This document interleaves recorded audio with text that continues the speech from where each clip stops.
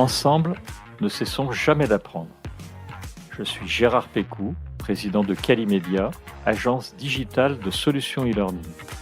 Je vous accueille sur Never Stop Learning, un podcast qui vous fait rencontrer des acteurs de la formation entrepreneuriale et éducative d'aujourd'hui et de demain.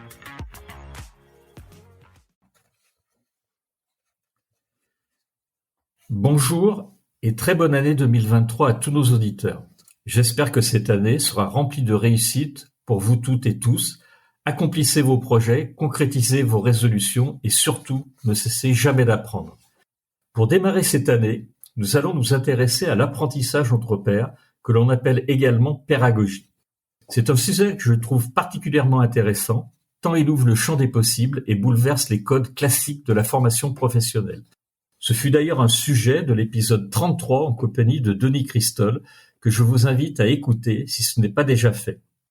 Aujourd'hui, je souhaitais prendre le temps d'approfondir le sujet, notamment aller plus loin sur la mise en pratique dans le monde de l'entreprise. Comment déployer concrètement une formation pédagogique? Comment créer une communauté d'entreprises apprenantes? Pour ça, je me suis tourné vers Diane Laine, la fondatrice et dirigeante de WAP, We Are Peers, une solution brillante de pédagogie. Bonjour Diane. Bonjour. Alors avant de rentrer dans le cœur du sujet, est-ce que tu pourrais nous parler un peu de ton parcours, d'où viens-tu et comment t'es venue l'idée de créer WAP, qui est donc We Are Peers?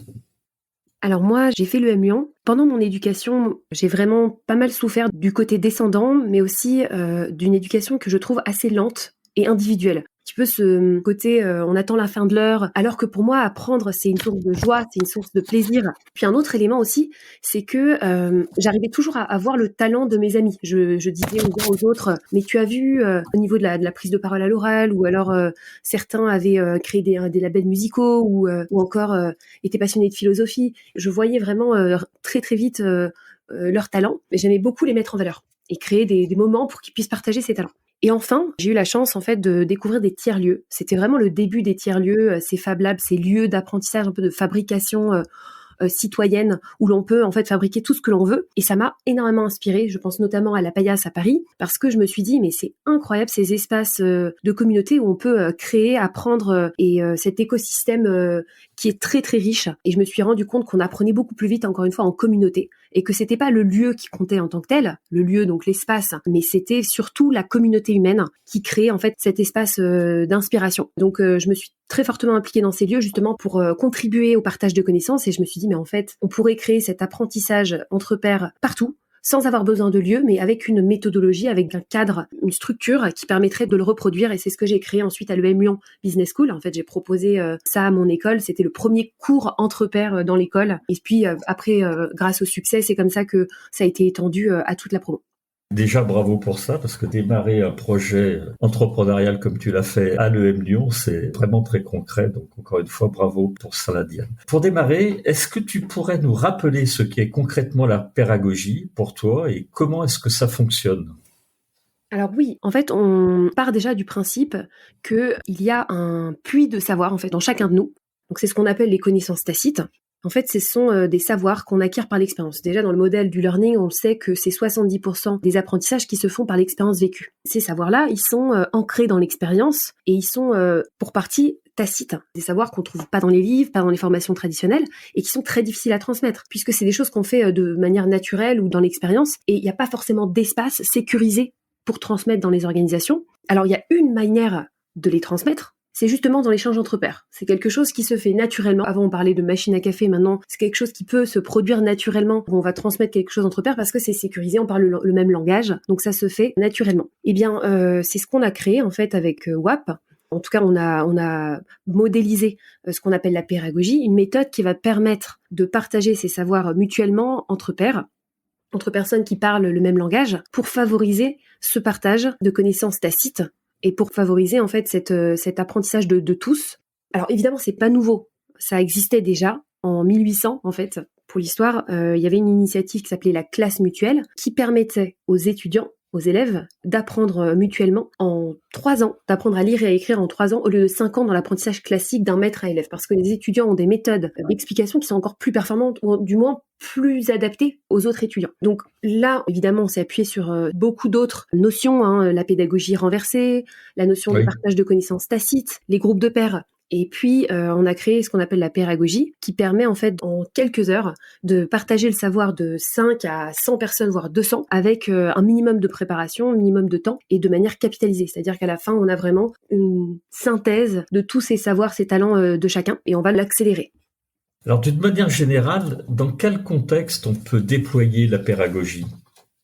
Aujourd'hui, on travaille la plupart du temps avec des clients qui veulent développer l'entreprise apprenante. C'est-à-dire qu'ils souhaitent en fait que la réponse aux besoins de formation, elle passe pas par les formations formelles, pas uniquement par les formations formelles, mais vraiment par l'apprentissage organisationnel, un apprentissage en fait qui se déroule sur le lieu de travail continuellement par les autres, ensemble, en collectif. Et déjà, ça part de cette envie et de cette conviction que chacun a un apprentissage, une connaissance et que ce savoir-là doit être partagé. Après, il y a plusieurs manières de le déployer. Aujourd'hui, on a identifié 3 manières par rapport à nos expériences avec nos clients. La première, c'est avec un besoin précis de monter en compétences. Je pense par exemple à des métiers ou à des savoirs métiers. Par exemple, la montée en compétences sur le savoir de l'assurance dans un milieu bancaire, puisque c'est un nouveau métier que les banques veulent développer et il faut absolument monter en compétences les collaborateurs. Et pour ça, la première manière de faire en travaillant avec nous, en général, c'est de déployer un programme clé en main. C'est-à-dire que nous, on va nous charger nous-mêmes de mettre en place la pédagogie.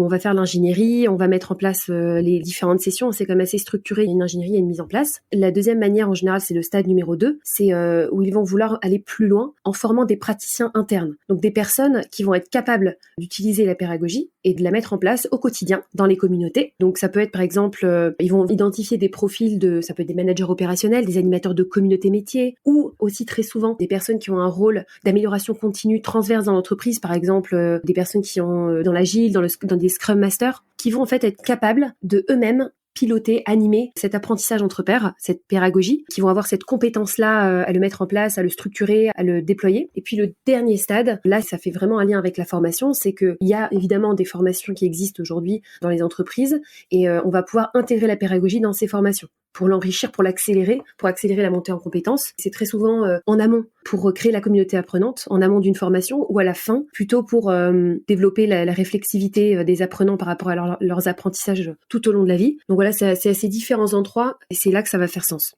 Pour être plus précis, tu confirmes que la pédagogie, ça peut être une stratégie de formation à part entière, mais on peut aussi l'intégrer finalement dans une étape d'un parcours de formation. Exactement. On va se diriger plus vers les entreprises. Pourquoi la pédagogie, elle peut être intéressante en entreprise ? Quels bénéfices on peut en tirer ? Alors bien sûr, il y en a une qui est évidente et qu'on a tous croisée, c'est les gens qui partent à la retraite avec un vrai savoir et ce savoir disparaît parce qu'on n'a pas pris le temps en amont. Mais est-ce qu'il y en a il y a d'autres bénéfices de la pédagogie en entreprise ?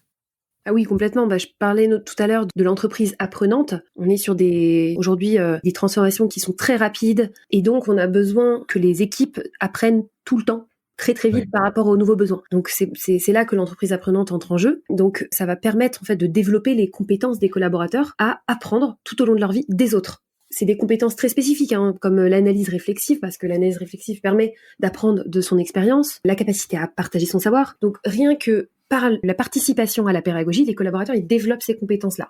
Comment je partage mon savoir, comment j'apprends des autres, comment je développe mon analyse réflexive. Et ensuite, évidemment, ce partage de savoir, il va bénéficier à tous parce que il va libérer en fait des pépites, des talents, d'un savoir très très précieux qui d'ordinaire reste en sommeil, qui est un petit peu tacite. Je pense par exemple à des personnes qui réussissent particulièrement bien dans leur métier, notamment je parlais de l'assurance, parce qu'ils arrivent à défendre le contrat ou parce qu'ils arrivent à créer le lien et qui ont des très très bons résultats et qui tout simplement le partagent aux autres et donc du coup ça fait monter en compétence tout le monde. Alors c'est directement lié à la capacité à apprendre d'une organisation. On voit qu'on peut apprendre plus de choses plus rapidement. On a même calculé que c'était x5 par rapport à un apprentissage classique, parce qu'on apprend de tout le monde. Et ensuite, il y a évidemment un autre effet qui est la création de liens sociaux et développer le sentiment d'appartenance, puisqu'on apprend ensemble. On est sur vraiment un apprentissage qui se fait en petits groupes de 5, avec des pairs qu'on a choisis, ou alors des thématiques qu'on a choisies. Donc on se sent dans un espace sécurisé. C'est hyper important ce mot sécurisé, puisque c'est ça qui libère le partage. Sinon, on a de la rétention. On en parlera par la suite, je pense. Mais c'est clair que créer ce sentiment d'appartenance à l'entreprise qui fait qu'on est une communauté, on partage ce qu'on sait et on y gagne à la fois pour soi et pour les autres. Donc ça crée aussi de la fidélisation. Aujourd'hui, les collaborateurs vont rester s'ils sentent ce sentiment d'appartenance et aussi s'ils se sentent grandir. Donc c'est fondamental aujourd'hui pour cette raison, plus que d'apprendre seul, c'est pas du tout quelque chose qui attire aujourd'hui les collaborateurs. Et après, il y a un deuxième avantage qui est un peu plus spécifique, évidemment, c'est de contribuer à la transformation de la formation. On a aujourd'hui des formations qui veulent se transformer, qui ont besoin de co-construire les formations, par exemple, pour que les formations soient encore plus spécifiques. Donc ça va être aussi très utile puisque la pédagogie permet de faire un peu un jus de cerveau des experts internes où à la fin des 2 heures, on a l'intégralité de leur savoir, mais qui est organisé sous forme de grandes thématiques, de listes de talents. Donc du coup, ça va être utile pour aller faire des formations aussi, parce qu'il faut énormément de modalités pour apprendre efficacement. Il y a bien entendu d'autres modalités qui sont très très importantes. Donc ça va permettre aussi de renouveler les formations existantes. Et puis, je l'ai déjà mis en valeur tout à l'heure, mais c'est vraiment l'accélération de l'apprentissage. On a des participants qui nous disent j'ai appris plus de choses en 2 heures que je n'avais appris en 10 heures dans d'autres programmes. Donc ça va être vraiment utile à plusieurs niveaux pour augmenter la délivrance à la fois de la formation, mais aussi l'apprentissage des compétences. Et enfin, j'ai envie de dire l'attractivité de la formation parce que à la fois on va avoir apprendre de l'expérience des autres, mais aussi on va valoriser les connaissances de chacun. D'accord. Alors effectivement, je retrouve dans ce que tu viens de dire tout un discours qu'on avait eu, alors qui n'était pas du tout axé sur la pédagogie, mais qui était de Gilles Verrier, qui a écrit un livre, Les RH en 2030, et qui nous parlait de la tension sur le marché de l'emploi, de la manière d'y répondre en entreprise, et tu le décris très bien, et mettre effectivement de l'humain dans l'apprentissage, ce que tu viens de décrire admirablement. Alors dans les entreprises, justement, il y a souvent des process et des réglementations.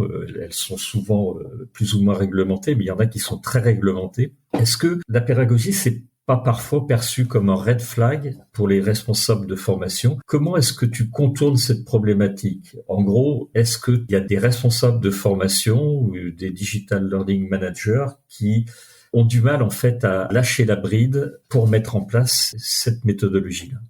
Alors oui, effectivement, il y a quand même des enjeux par rapport à l'apprentissage entre pairs et je les comprends, c'est qu'il y a parfois cette peur de perdre le contrôle ou de diffuser des mauvaises pratiques, cet enjeu de la qualité, ou alors cette croyance, ou alors cette pensée que les collaborateurs n'ont pas de connaissances sur le sujet, ou alors qu'ils vont faire de la rétention d'informations, qui vont, pour des raisons justement psychologiques ou alors organisationnelles, pas vouloir partager leur savoir. Il y a pas mal de freins qui sont présents par rapport à l'apprentissage entre pairs, ou alors que ça va être un peu un café du commerce. Alors tout ça, on les a pris en compte, et c'est pour ça que intervient une méthodologie. Une méthodologie, et j'irais même plus une démarche, parce qu'on se rend compte que c'est pas seulement d'appliquer la méthodologie, mais c'est vraiment toute la démarche entière qui compte, qui permet de répondre à ces biais et d'assurer la qualité. Nous adressons évidemment tout ça en nous appuyant sur la science, sur la méthodologie WAP, s'appuie aussi sur des recherches prouvées qui permettent de déjouer ça. Je vais en donner quelques-uns, mais par exemple, au risque de diffuser les mauvaises pratiques, non, puisque dans l'expérience que l'on mène, chaque collaborateur ne peut partager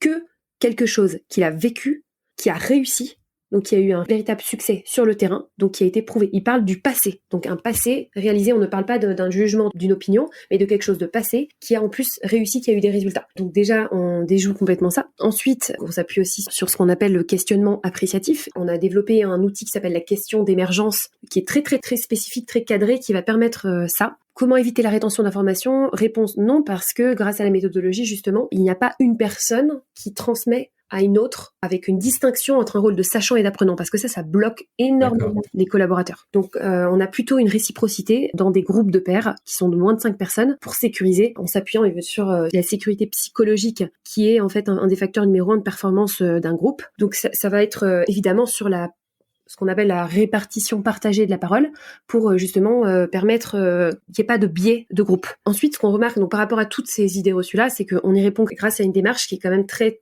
cadrée, structurée, qui a fait ses preuves puisqu'elle a été testée et validée avec plus de 12 000 apprenants qui ont appris entre pairs. Donc c'est vraiment par la pratique, mais aussi en s'appuyant sur la recherche. Et ce qu'on voit aussi on parlait des process, des règlements qui bloquent un petit peu le déploiement de l'apprentissage entre pairs. Alors ce qu'on a identifié, nous, c'est un biais avant tout de process vis-à-vis des modalités innovantes de formation. C'est tout simplement qu'il n'y a pas de case. Donc on est habitué dans les entreprises à avoir un budget pour des formations formelles. Oui. À chaque fois, se pose le problème de on le met où, on le met dans quelle case. Et c'est surtout ça qu'il faut faire évoluer aussi. C'est pour avoir des budgets alloués, équiper les équipes pour avoir des outils vers l'entreprise apprenante.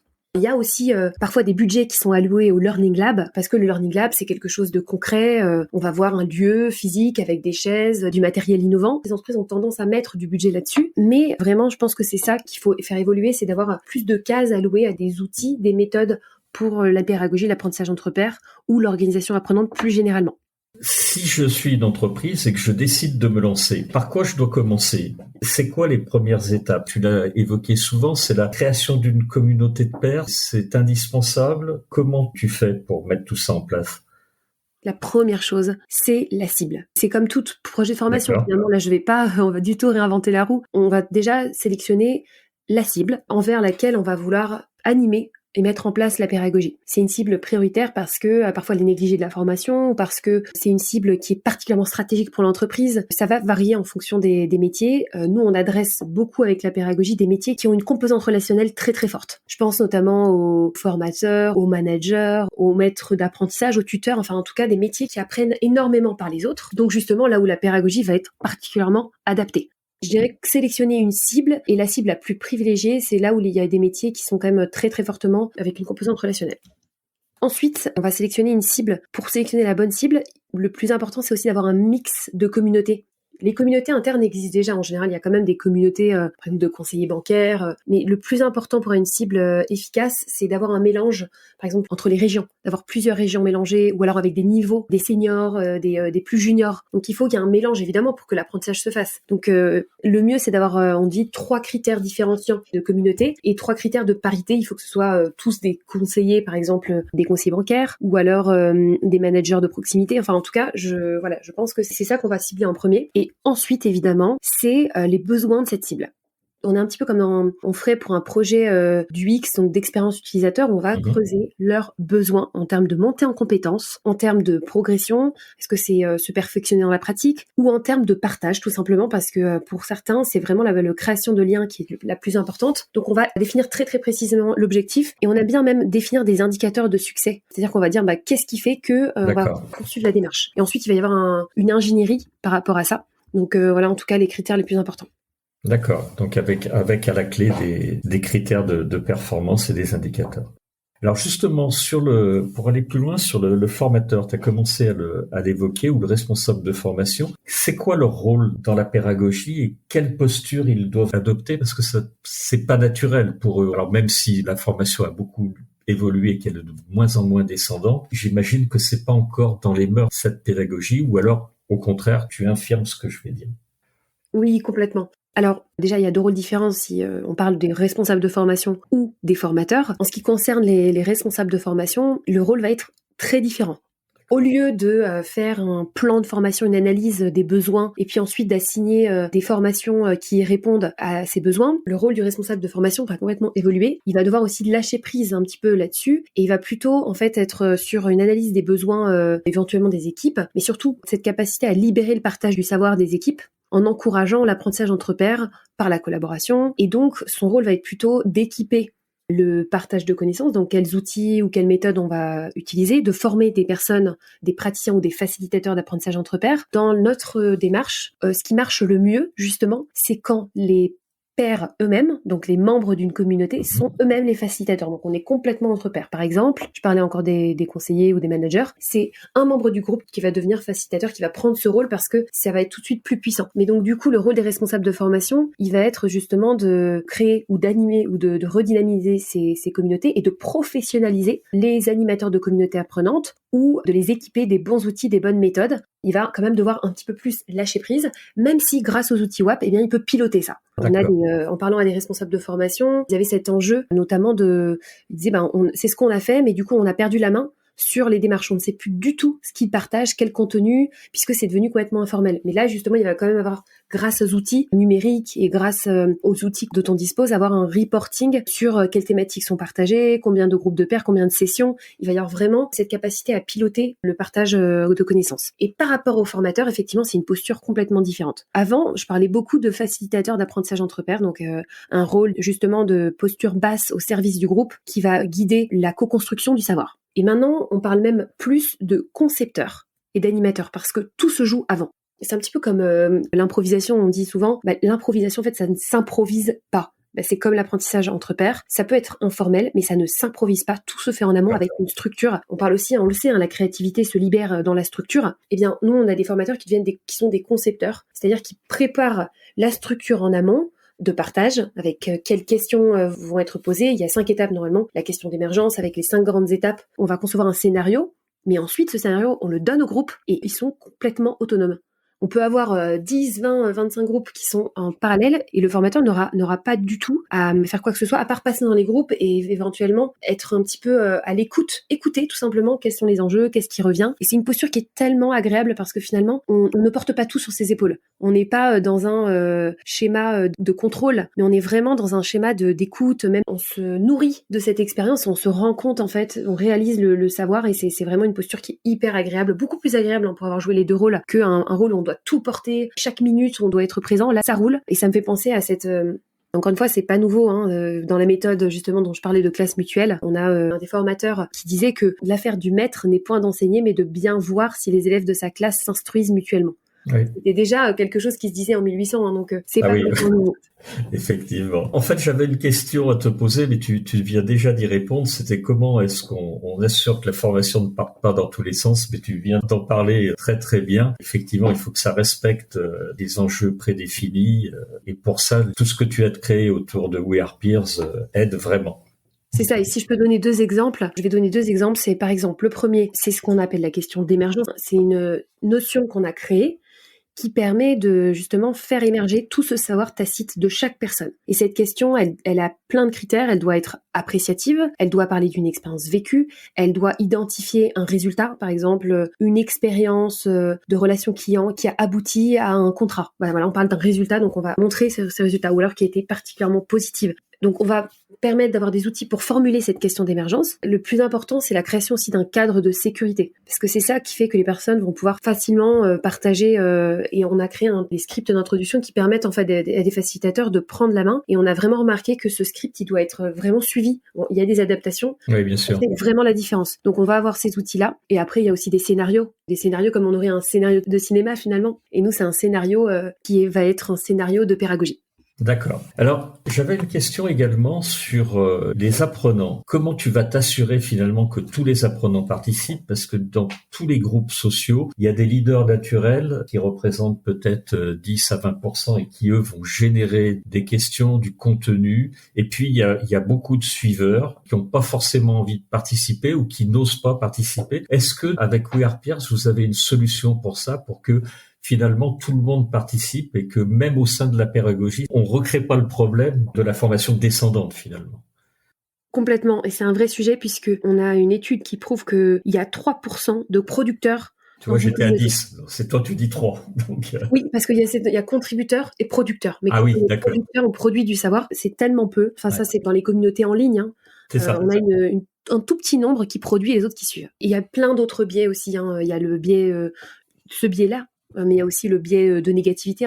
Les personnes dans un groupe vont avoir tendance naturellement à parler de ce qui va pas. Et on peut se retrouver très vite avec un bureau des plaintes. Et ça, c'est rien de pire pour la dynamique du groupe. Il y a d'autres biais comme le passager clandestin, ceux qui, ça revient au point numéro 1. Alors, comment faire? Justement, c'est cette approche qui consiste à faire en sorte que tout le monde, avant de pouvoir participer à cet échange entre pairs, doit publier son expérience. Donc déjà, ça a 2 effets. C'est que d'une part, ça engage en amont. Et ensuite, on a comme un nudge, on les force en fait mais positivement, pour participer, tu dois partager. Donc Pour s'inscrire, eh bien, ils vont devoir partager une expérience. Et là, cette expérience-là, elle est encore une fois une expérience vécue. Donc, ça a été quelque chose de réalisé, qui a été particulièrement impactante, réussie. On va toujours tourner cette expérience vers un objectif qui est attractif, ambitieux. Et donc, les personnes vont partager une expérience de relation client qui a été hyper forte, hyper marquante. Enfin, en tout cas, il va y avoir énormément d'histoires qui sont partagées, notamment quand on le fait avec des formateurs. On a chacun qui raconte une chose pour eux qui est naturelle, mais en fait qui est parfois très innovante. Alors ça, c'est la première phase qui permet de les engager dès le début. Et ensuite, on commence directement par le récit de ces expériences. Quand on va commencer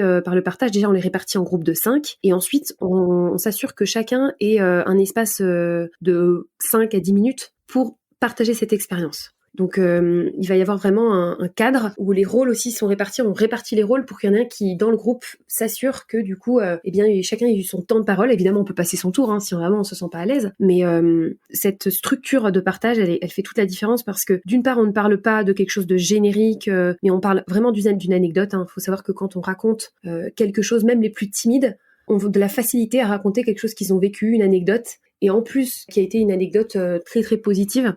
Donc cette répartition-là fait la différence, et le fait que ce soit quand même timé. Il y a un timing, parce que sinon on va avoir des problèmes aussi d'effet de groupe où il y en a qui ne se rendent pas compte, qui monopolisent la parole. Donc là, c'est très timé et il va y avoir un temps par personne. Et en plus de ça, les participants sont tous acteurs, il n'y a pas de passagers clandestins puisque dans la démarche, les autres doivent jouer le rôle de journaliste pour celles qui partagent. C'est-à-dire que quand quelqu'un partage son expérience, les autres doivent prendre des notes, doivent faire un petit peu le reflet, le journaliste questionner. Et à la fin, du coup, ça permet aussi de capitaliser.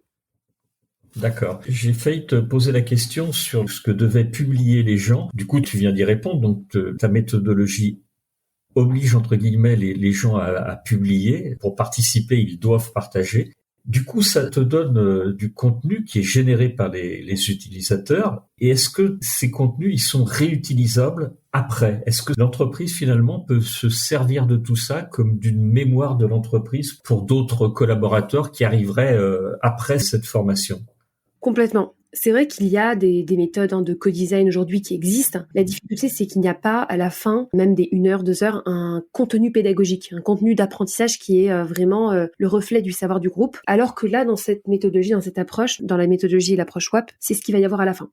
C'est permis grâce à justement cette notion de, comme je le disais, ce système de tout le monde est journaliste pour les autres. On parle aussi de ghostwriter pour avoir une image de ce que ça peut être, mais là c'est en collectif, donc ça va être encore plus augmenté. C'est-à-dire qu'il va pas y avoir 2 personnes qui le font, mais en fait on peut en avoir 10, 20, 30, voire énormément en même temps puisque tout est organisé. Et l'effet bénéfique, effectivement, c'est que c'est un peu un jeu pour eux parce que les rôles tournent, parce qu'en plus ça favorise, on le sait, l'écriture favorise l'appropriation. C'est vraiment un intérêt pédagogique et évidemment un intérêt qu'à la fin, vu que c'est quand même très bien organisé par l'intelligence collective, à la fin on a quand même ce livrable qui peut parfois faire 10 pages avec tout le savoir des participants à la fin de 1 heure, voire 2 heures, et c'est organisé.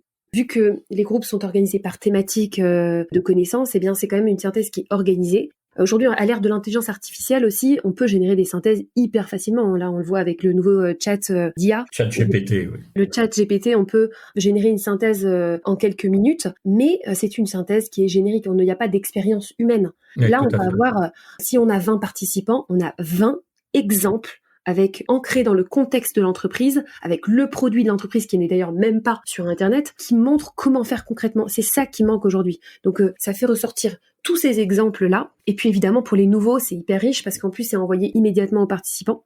Oui. Et c'est marrant parce qu'une de nos participantes qui a participé à une session entre formateurs la semaine dernière disait que c'était un peu comme un coup de magie et que c'était... c'était fou cette synthèse qui était immédiatement à la fin compilée à la fin des 1h30. J'ai une question qui m'est venue en t'écoutant. On n'a jamais parlé du temps. Entre le début du process et cette synthèse, ça va prendre combien de temps de mettre tout ça en place? Est-ce que c'est dépendant des entreprises ou est-ce que tu réussis finalement à le cadrer en quelques jours, quelques semaines? J'ai pas d'idée de ce que ça peut prendre en fonction des... Alors c'est immédiat. C'est immédiat, d'accord. C'est-à-dire que c'est généré par le partage, c'est en temps réel, donc c'est à la fin des 1h30 ou 2h. Ah d'accord, c'est 1h30, 2h. C'est ça. Donc c'est immédiat, c'est à la fin, ça prend 1h30, 2h pour faire cette synthèse de plusieurs pages. Pour arriver, Diane, à cette synthèse, oui. Tu peux mettre combien de temps? Il y a plusieurs temps d'échange sur plusieurs demi-journées ou alors, tu regroupes tout ça? On peut faire des programmes de pédagogie.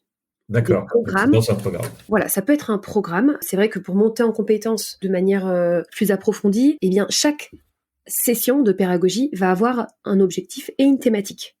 Donc, on va aborder, par exemple, l'entretien découverte dans la première session, ou ensuite, là, je parle encore des conseillers. Ensuite, on va aborder peut-être la gestion des irritants, comment gérer son pool bancaire, enfin des choses spécifiques. Et chaque session va avoir une thématique, et chaque session va donner lieu à une synthèse. Donc, à la fin du programme, on peut aussi compiler. Par exemple, si on a 4 sessions, on va compiler ces 4 synthèses. Mais ce qui est sûr, c'est qu'à la fin de chaque session, les participants reçoivent immédiatement la synthèse de tous les savoirs partagés, avec les bonnes pratiques identifiées, les pratiques les plus votées aussi, les plus appréciées par les autres, par l'intelligence collective. Et donc, ça va permettre de recevoir, en fait, le programme peut durer 3-4 mois ou alors être plus rapide, même compilé sur plusieurs jours. D'accord. Alors, je voudrais juste qu'on revienne brièvement sur les KPI, puisqu'on va arriver au bout de ce podcast. J'ai juste encore 2 questions à te poser, Diane. Sur les KPI, est-ce que tu peux nous citer quelques exemples de KPI qui sont généralement suivis dans le cadre d'un process de pédagogie et qui vont permettre aux entreprises finalement de s'assurer que tout le monde va dans le bon sens? Oui, tout à fait. Le premier critère d'impact de la pédagogie, c'est, en tout cas tel qu'on le définit, c'est l'utilisation des apprentissages.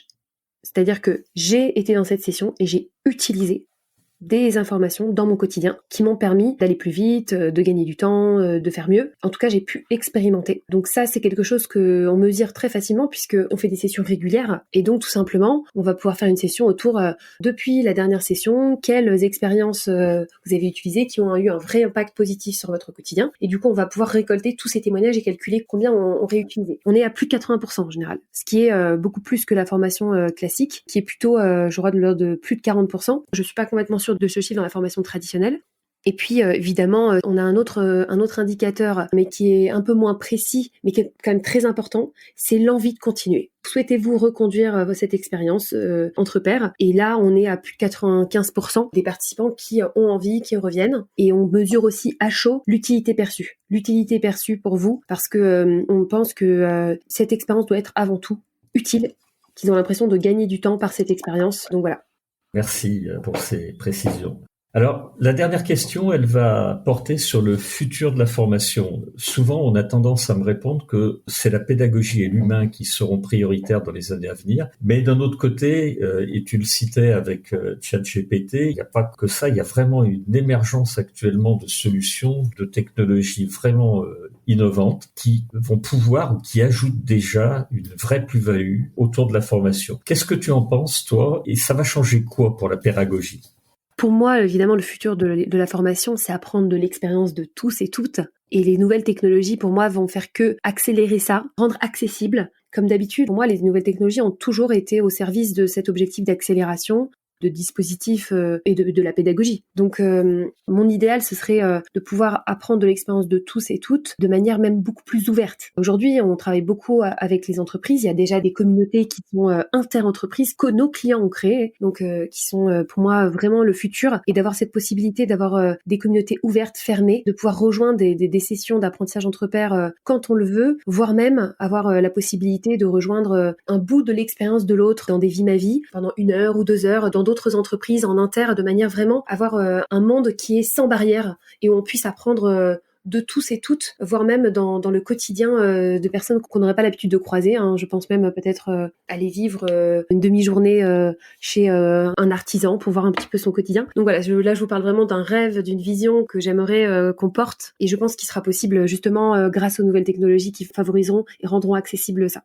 D'accord. Alors, nous sommes arrivés au bout de cet épisode. Un très très grand merci à toi, Diane, pour avoir accepté l'invitation de Never Stop Learning. Je te souhaite vraiment une très belle année en ce tout début du mois de janvier. Très belle année également à tes équipes. Très belle année pour We Are Peers. Je voulais également souhaiter une très très bonne année à tous nos auditeurs qui nous ont suivis. On a fait avec toi, Diane, le 50e épisode de Never Stop Learning, qui existe désormais depuis 2 ans. Et pour cette année, comme pour toutes les autres, le credo du podcast de Never Stop Learning, c'est de ne jamais cesser d'apprendre. Ça sera notre credo encore pour cette année 2023, mais je crois que c'est aussi le tien avec tout ce que tu nous as dit, Diane. Merci beaucoup pour votre invitation. Merci à toi, Diane. Au revoir.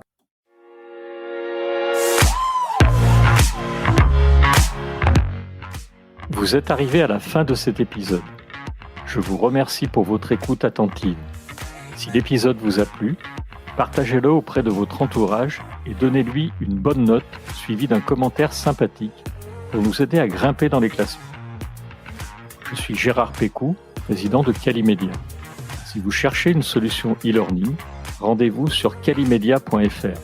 Notre équipe vous accompagnera avec un très grand plaisir. Nous nous retrouverons dans le prochain épisode de Never Stop Learning pour qu'ensemble, nous ne cessions jamais d'apprendre.